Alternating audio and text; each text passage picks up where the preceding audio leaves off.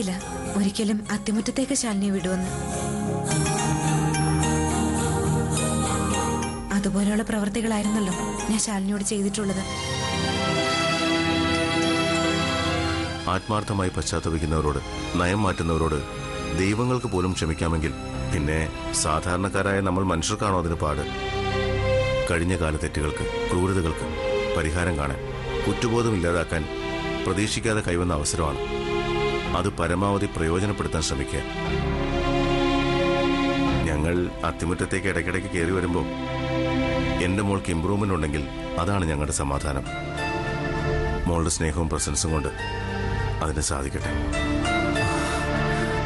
ഞാൻ കുഞ്ഞിനെടുത്തിട്ട് വരാം.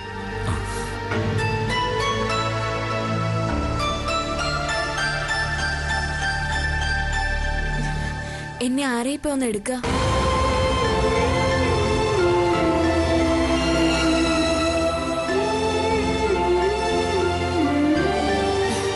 അമ്മയും കുഞ്ഞിനെ ഇപ്പോ ഒരുപോലെ എടുക്കേണ്ട ഗതികേടില്ലായി എല്ലാവരും.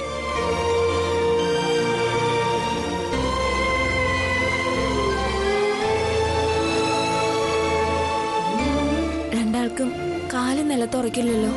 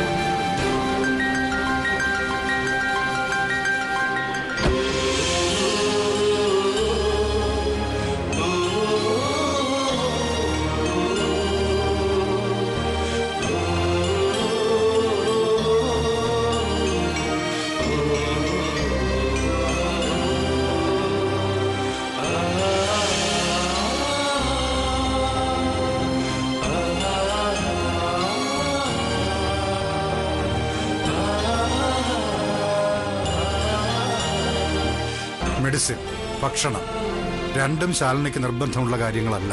അത് അയാളുടെ കാര്യം. അമല ഒരിക്കലും അതിൽ വീഴ്ച വരുത്തരുത്. ഇല്ല. അല്ല, ശാലിനി അമ്മയെന്ന് വിളിക്കുന്ന ആളെത്തിയില്ലേ? അമ്മയോട് ഇതുവരൊന്നും പറഞ്ഞിട്ടില്ല. ഒരു സമ്മാനം കൊണ്ടുവരുന്നുണ്ടെന്ന് പറഞ്ഞിട്ടാ പുറപ്പെട്ടത്. ഇനി അവിടെ എത്തിയ ശേഷം ശാലിനിയെ കാണുമ്പോൾ എന്ത് സംഭവിക്കുമെന്തോ.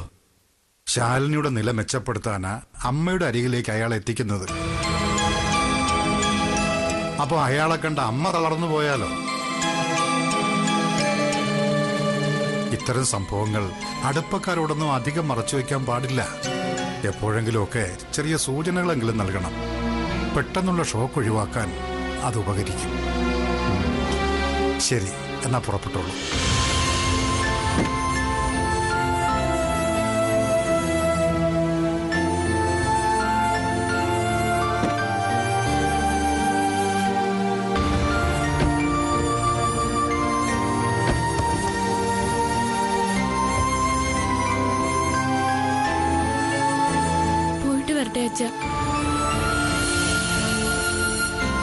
ഇടയ്ക്ക് വരണേ, എന്നും വിളിക്കണേ.